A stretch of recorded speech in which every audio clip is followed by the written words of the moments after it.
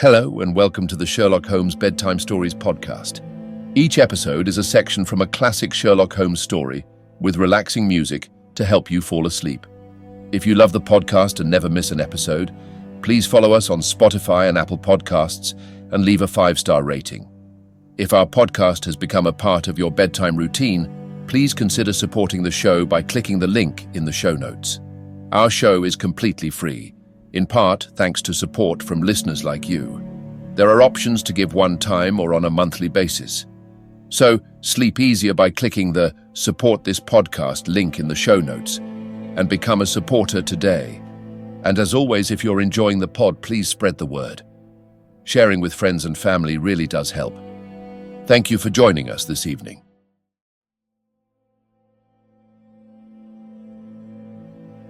Now it's time to relax. Let your body fall into a comfortable position in your bed and drift gently into a state of total relaxation with tonight's story.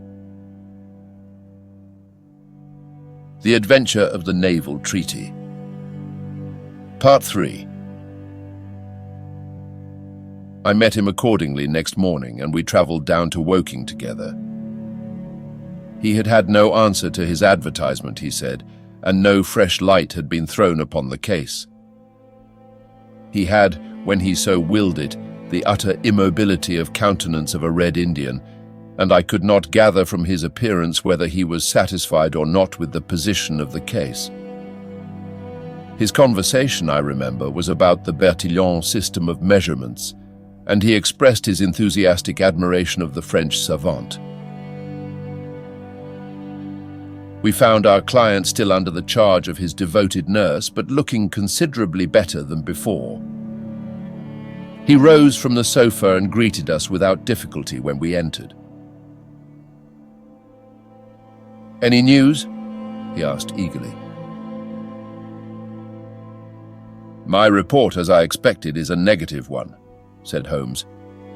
"I have seen Forbes, and I have seen your uncle, and I have set 1 or 2 trains of inquiry upon foot which may lead to something." "You have not lost heart, then?" "By no means." "God bless you for saying that," cried Miss Harrison. "If we keep our courage and our patience, the truth must come out." "We have more to tell you than you have for us," said Phelps, reseating himself upon the couch.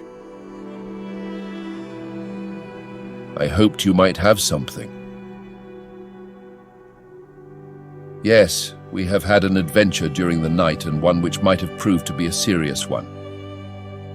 His expression grew very grave as he spoke, and a look of something akin to fear sprang up in his eyes. "Do you know," said he, "that I begin to believe that I am the unconscious center of some monstrous conspiracy, and that my life is aimed at as well as my honor." "Ah," cried Holmes. "It sounds incredible, for I have not, as far as I know, an enemy in the world. Yet from last night's experience I can come to no other conclusion." "Pray let me hear it." "You must know that last night was the very first night that I have ever slept without a nurse in the room. I was so much better that I thought I could dispense with one. I had a nightlight burning, however. Well, about 2 in the morning I had sunk into a light sleep when I was suddenly aroused by a slight noise. It was like the sound which a mouse makes when it is gnawing a plank, and I lay listening to it for some time under the impression that it must come from that cause. Then it grew louder, and suddenly there came from the window a sharp metallic snick. I sat up in amazement.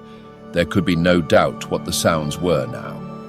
The first ones had been caused by someone forcing an instrument through the slit between the sashes, and the second by the catch being pressed back. There was a pause then for about 10 minutes, as if the person were waiting to see whether the noise had awakened me. Then I heard a gentle creaking as the window was very slowly opened. I could stand it no longer, for my nerves are not what they used to be. I sprang out of bed and flung open the shutters. A man was crouching at the window. I could see little of him, for he was gone like a flash. He was wrapped in some sort of cloak which came across the lower part of his face. One thing only I am sure of, and that is that he had some weapon in his hand. It looked to me like a long knife. I distinctly saw the gleam of it as he turned to run. "This is most interesting," said Holmes. "Pray, what did you do then?" "I should have followed him through the open window if I had been stronger. As it was, I rang the bell and roused the house. It took me some little time, for the bell rings in the kitchen and the servants all sleep upstairs. I shouted, however, and that brought Joseph down, and he roused the others. Joseph and the groom found marks on the bed outside the window, but the weather has been so dry lately that they found it hopeless to follow the trail across the grass. There's a place, however, on the wooden fence which skirts the road which shows signs, they tell me, as if someone had got over and had snapped the top of the rail in doing so. I have said nothing to the local police yet, for I thought I had best have your opinion first." This tale of our client's appeared to have an extraordinary effect upon Sherlock Holmes. He rose from his chair and paced about the room in uncontrollable excitement. "Misfortunes never come single," said Phelps, smiling, though it was evident that his adventure had somewhat shaken him. "You have certainly had your share," said Holmes. "Do you think you could walk round the house with me?" "Oh yes, I should like a little sunshine. Joseph will come too." "And I also," said Miss Harrison. "I am afraid not," said Holmes, shaking his head.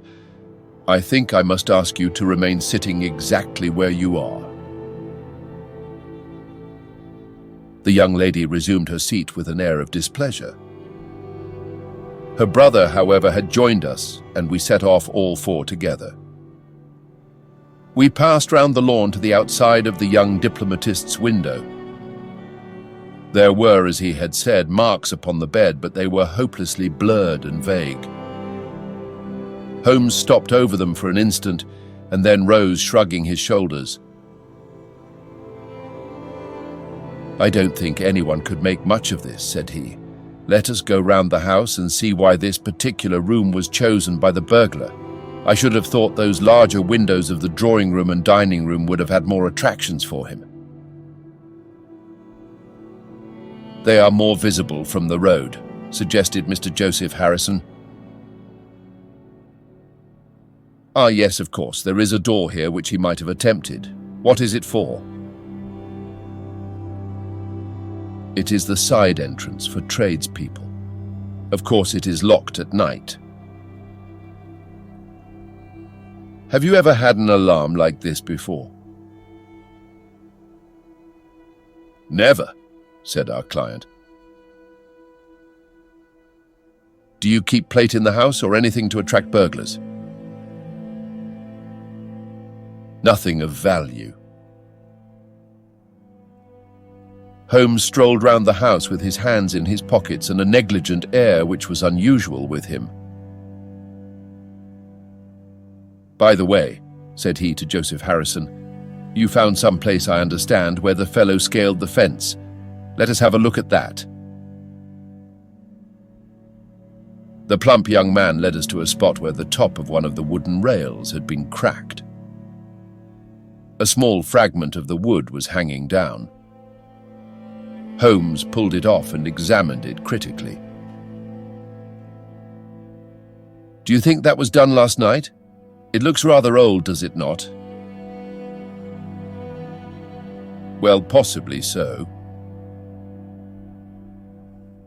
"There are no marks of anyone jumping down upon the other side. No, I fancy we shall get no help here. Let us go back to the bedroom and talk the matter over." Percy Phelps was walking very slowly, leaning upon the arm of his future brother-in-law. Holmes walked swiftly across the lawn, and we were at the open window of the bedroom long before the others came up. "Miss Harrison," said Holmes, speaking with the utmost intensity of manner. "You must stay where you are all day. Let nothing prevent you from staying where you are all day. It is of the utmost importance." "Certainly, if you wish it, Mr. Holmes," said the girl in astonishment. "When you go to bed, lock the door of this room on the outside and keep the key. Promise to do this."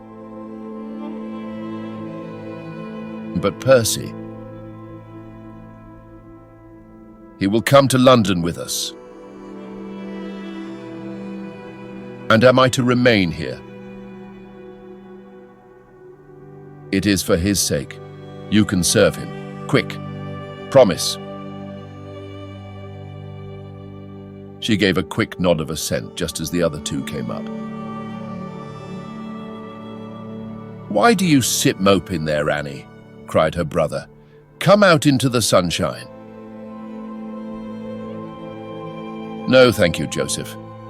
I have a slight headache, and this room is deliciously cool and soothing." "What do you propose now, Mr. Holmes?" asked our client. "Well, in investigating this minor affair, we must not lose sight of our main inquiry. It would be a very great help to me if you would come up to London with us." "At once?"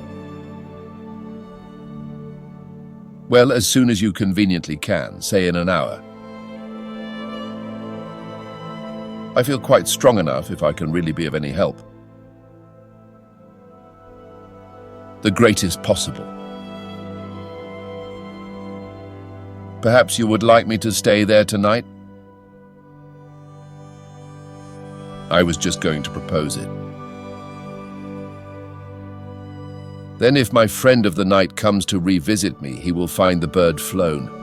We are all in your hands, Mr. Holmes, and you must tell us exactly what you would like done. Perhaps you would prefer that Joseph came with us so as to look after me." "Oh no. My friend Watson is a medical man, you know, and he'll look after you. We'll have our lunch here, if you will permit us, and then we shall all three set off for town together." It was arranged as he suggested, though Miss Harrison excused herself from leaving the bedroom in accordance with Holmes's suggestion. What the object of my friend's manoeuvres was, I could not conceive unless it were to keep the lady away from Phelps, who, rejoiced by his returning health and by the prospect of action, lunched with us in the dining room. Holmes had a still more startling surprise for us, however, for after accompanying us down to the station and seeing us into our carriage, he calmly announced that he had no intention of leaving Woking. "There are one or two small points which I should desire to clear up before I go," said he. "Your absence, Mr. Phelps, will in some ways rather assist me. Watson, when you reach London, you would oblige me by driving at once to Baker Street with our friend here, and remaining with him until I see you again. It is fortunate that you are old schoolfellows, as you must have much to talk over. Mr. Phelps can have the spare bedroom tonight, and I will be with you in time for breakfast, for there is a train which will take me into Waterloo at 8. "But how about our investigation in London?" asked Phelps ruefully. "We can do that tomorrow. I think that just at present I can be of more immediate use here." "You might tell them at Briarbury that I hope to be back tomorrow night," cried Phelps, as we began to move from the platform. "I hardly expect to go back to Briarbury," answered Holmes, and waved his hand to us cheerily as we shot out from the station. Phelps and I talked it over on our journey, but neither of us could devise a satisfactory reason for this new development. "I suppose he wants to find out some clue as to the burglary last night, if a burglar it was. For myself, I don't believe it was an ordinary thief." "What is your own idea, then?" "Upon my word, you may put it down to my weak nerves or not, but I believe there is some deep political intrigue going on around me, and that for some reason that passes my understanding my life is aimed at by the conspirators. It sounds high-flown and absurd, but consider the facts. Why should a thief try to break in at a bedroom window where there could be no hope of any plunder, and why should he come with a long knife in his hand? You are sure it was not a housebreaker's, Jimmy?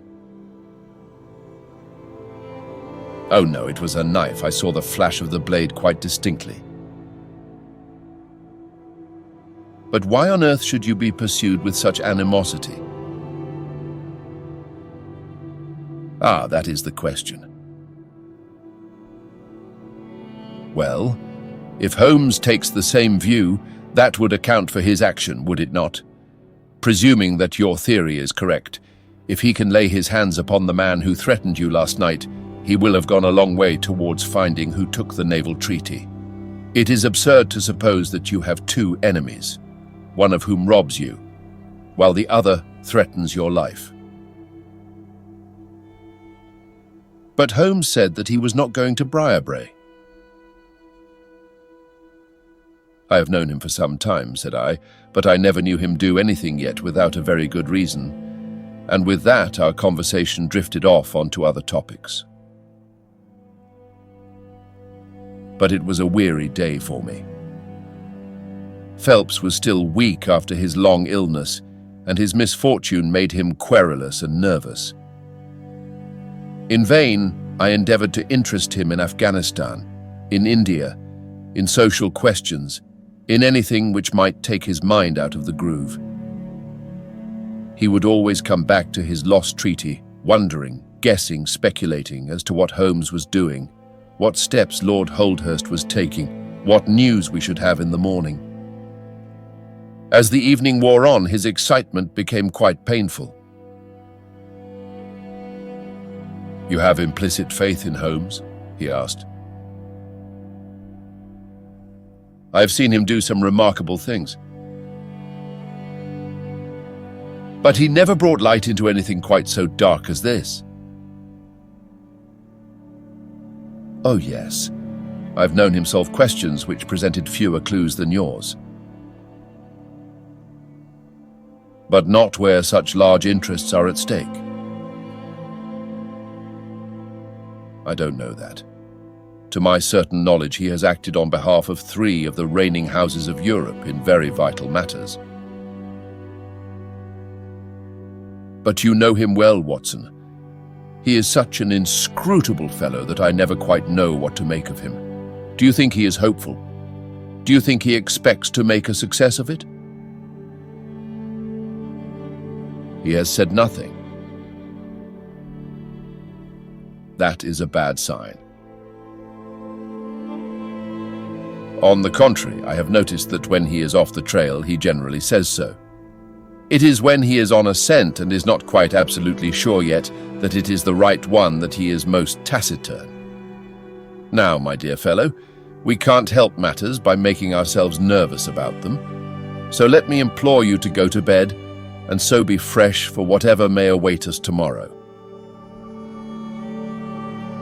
I was able at last to persuade my companion to take my advice, though I knew from his excited manner that there was not much hope of sleep for him. Indeed, his mood was infectious, for I lay tossing half the night myself, brooding over this strange problem and inventing 100 theories, each of which was more impossible than the last. Why had Holmes remained at Woking? Why had he asked Miss Harrison to remain in the sick room all day? Why had he been so careful not to inform the people at Briarbrae that he intended to remain near them? I cudgelled my brains until I fell asleep in the endeavour to find some explanation which would cover all these facts. It was 7 o'clock when I awoke, and I set off at once for Phelps's room to find him haggard and spent after a sleepless night. His first question was whether Holmes had arrived yet. "He'll be here when he promised," said I, "and not an instant sooner or later." And my words were true, for shortly after 8 a hansom dashed up to the door and our friend got out of it.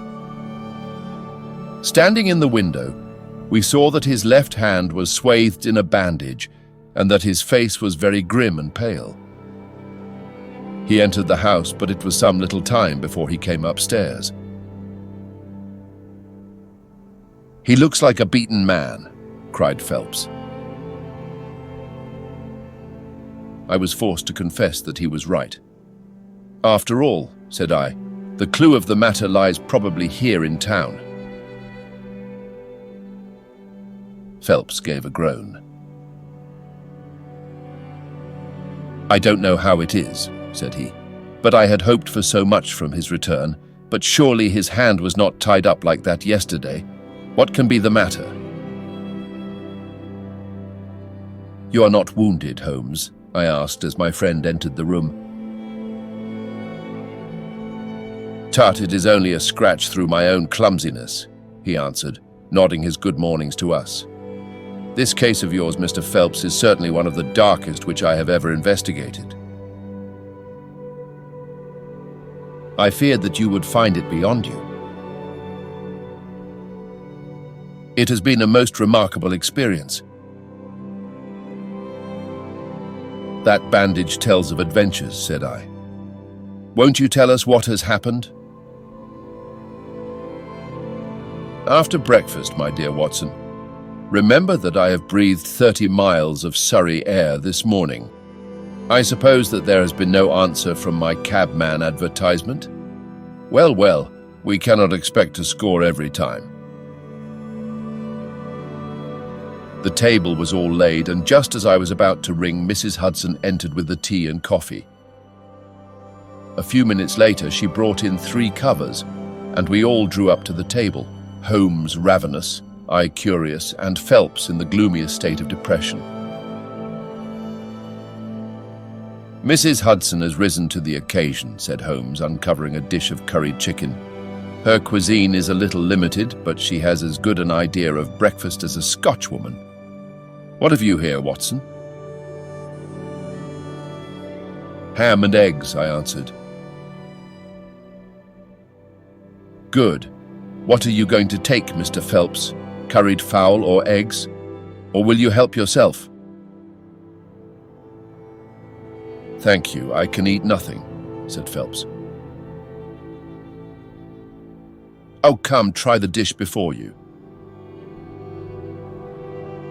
"Thank you, I would really rather not."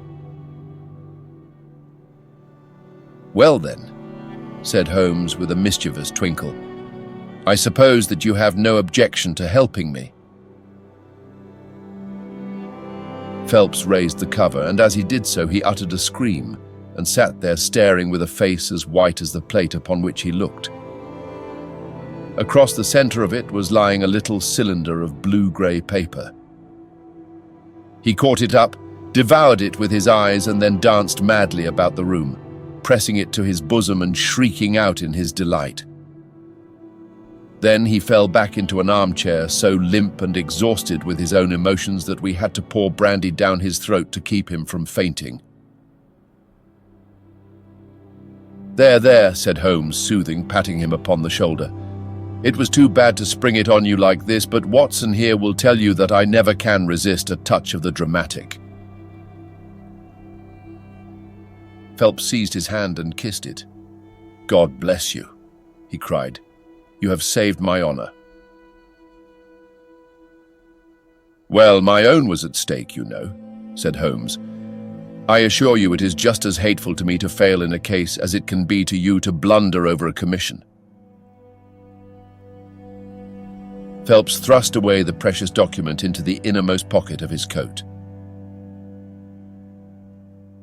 "I have not the heart to interrupt your breakfast any further, and yet I am dying to know how you got it and where it was."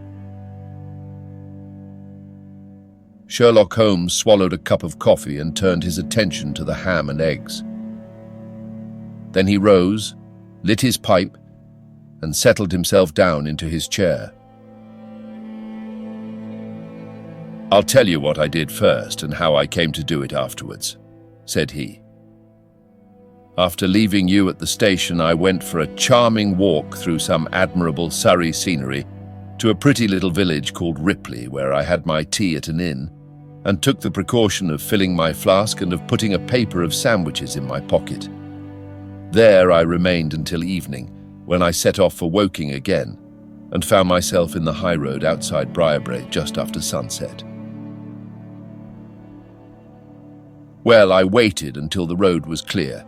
It is never a very frequented one at any time, I fancy, and then I clambered over the fence into the grounds. "Surely the gate was open," ejaculated Phelps. "Yes, but I have a peculiar taste in these matters. I chose the place where the 3 fir trees stand, and behind their screen I got over without the least chance of anyone in the house being able to see me. I crouched down among the bushes on the other side and crawled from one to the other, witness the disreputable state of my trouser knees, until I had reached the clump of rhododendrons just opposite to your bedroom window. There I squatted down and awaited developments. The blind was not down in your room, and I could see Miss Harrison sitting there reading by the table. It was 10:15 when she closed her book, fastened the shutters, and retired. I heard her shut the door and felt quite sure that she had turned the key in the lock." "The key?" ejaculated Phelps. "Yes. I had given Miss Harrison instructions to lock the door on the outside and take the key with her when she went to bed. She carried out every one of my injunctions to the letter, and certainly without her cooperation you would not have that paper in your coat pocket. She departed then, and the lights went out, and I was left squatting in the rhododendron bush." The night was fine, but still it was a very weary vigil. Of course, it has the sort of excitement about it that the sportsman feels when he lies beside the watercourse and waits for the big game. It was very long, though, almost as long, Watson, as when you and I waited in that deadly room when we looked into the little problem of the speckled band. There was a church clock down at Woking which struck the quarters, and I thought more than once that it had stopped. At last, however, about 2 in the morning, I suddenly heard the gentle sound of a bolt being pushed back and the creaking of a key. A moment later, the servant's door was opened, and Mr. Joseph Harrison stepped out into the moonlight. "Joseph!" ejaculated Phelps. He was bareheaded, but he had a black coat thrown over his shoulder so that he could conceal his face in an instant if there were any alarm. He walked on tiptoe under the shadow of the wall, and when he reached the window he worked a long-bladed knife through the sash and pushed back the catch. Then he flung open the window, and putting his knife through the crack in the shutters, he thrust the bar up and swung them open. From where I lay, I had a perfect view of the inside of the room and of every one of his movements. He lit the 2 candles which stood upon the mantelpiece, and then he proceeded to turn back the corner of the carpet in the neighborhood of the door. Presently he stopped and picked out a square piece of board, such as is usually left to enable plumbers to get at the joints of the gas pipes. This one covered, as a matter of fact, the T-joint, which gives off the pipe which supplies the kitchen underneath.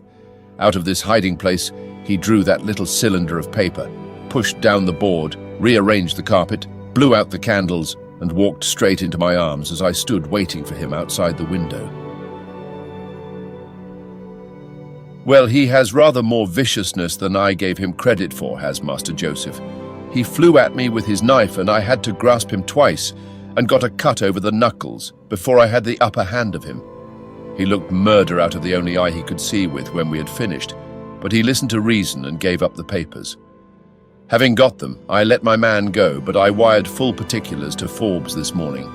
If he is quick enough to catch his bird, well and good, but if, as I shrewdly suspect, he finds the nest empty before he gets there, why, all the better for the government. I fancy that Lord Holdhurst for one, and Mr. Percy Phelps for another, would very much rather that the affair never got as far as a police court. "My God," gasped our client, "do you tell me that during these long 10 weeks of agony the stolen papers were within the very room with me all the time?" So it was. "And Joseph a villain and a thief, I am afraid Joseph's character is a rather deeper and more dangerous one than one might judge from his appearance. From what I have heard from him this morning, I gather that he has lost heavily in dabbling with stocks, and that he is ready to do anything on earth to better his fortunes. Being an absolutely selfish man, when a chance presented itself, he did not allow either his sister's happiness or your reputation to hold his hand. Percy Phelps sank back in his chair. "My head whirls," said he. "Your words have dazed me." "The principal difficulty in your case," remarked Holmes in his didactic fashion, "lay in the fact of there being too much evidence. What was vital was overlaid and hidden by what was irrelevant. Of all the facts which were presented to us, we had to pick just those which we deemed to be essential, and then piece them together in their order, so as to reconstruct this very remarkable chain of events. I had already begun to suspect Joseph from the fact that you had intended to travel home with him that night, and that therefore it was a likely enough thing that he should call for you, knowing the Foreign Office well, upon his way. When I heard that someone had been so anxious to get into the bedroom, in which no one but Joseph could have concealed anything, you told us in your narrative how you had turned Joseph out when you arrived with the doctor. My suspicions all changed to certainties, especially as the attempt was made on the first night upon which the nurse was absent, showing that the intruder was well acquainted with the ways of the house. How blind I have been. The facts of the case, as far as I have worked them out, are these. This Joseph Harrison entered the office through the Charles Street door, and knowing his way, he walked straight into your room the instant after you left it. Finding no one there, he promptly rang the bell, and at the instant that he did so, his eyes caught the paper upon the table. A glance showed him that chance had put in his way a state document of immense value, and in an instant he had thrust it into his pocket and was gone. A few minutes elapsed, as you remember, before the sleepy commissionaire drew your attention to the bell, and those were just enough to give the thief time to make his escape. He made his way to Woking by the first train, and having examined his booty and assured himself that it really was of immense value, he had concealed it in what he thought was a very safe place, with the intention of taking it out again in a day or two and carrying it to the French embassy, or wherever he thought that a long price was to be had. Then came your sudden return. He, without a moment's warning, was bundled out of his room, and from that time onward there were always at least two of you there to prevent him from regaining his treasure. The situation to him must have been a maddening one. But at last he thought he saw his chance. He tried to steal in, but was baffled by your wakefulness. You remember that you did not take your usual draught that night. I remember. I fancy that he had taken steps to make that draught efficacious, and that he quite relied upon your being unconscious. Of course, I understood that he would repeat the attempt whenever it could be done with safety. Your leaving the room gave him the chance he wanted. I kept Miss Harrison in it all day so that he might not anticipate us. Then, having given him the idea that the coast was clear, I kept guard, as I have described. I already knew that the papers were probably in the room, but I had no desire to rip up all the planking and skirting in search of them. I let him take them, therefore, from the hiding place, and so saved myself an infinity of trouble. Is there any other point which I can make clear? Why did he try the window on the first occasion? I asked, when he might have entered by the door. In reaching the door, he would have to pass 7 bedrooms. On the other hand, he could get out onto the lawn with ease. Anything else? You do not think, asked Phelps, that he had any murderous intention? The knife was only meant as a tool. It may be so, answered Holmes, shrugging his shoulders. I can only say for certain that Mr. Joseph Harrison is a gentleman to whose mercy I should be extremely unwilling to trust.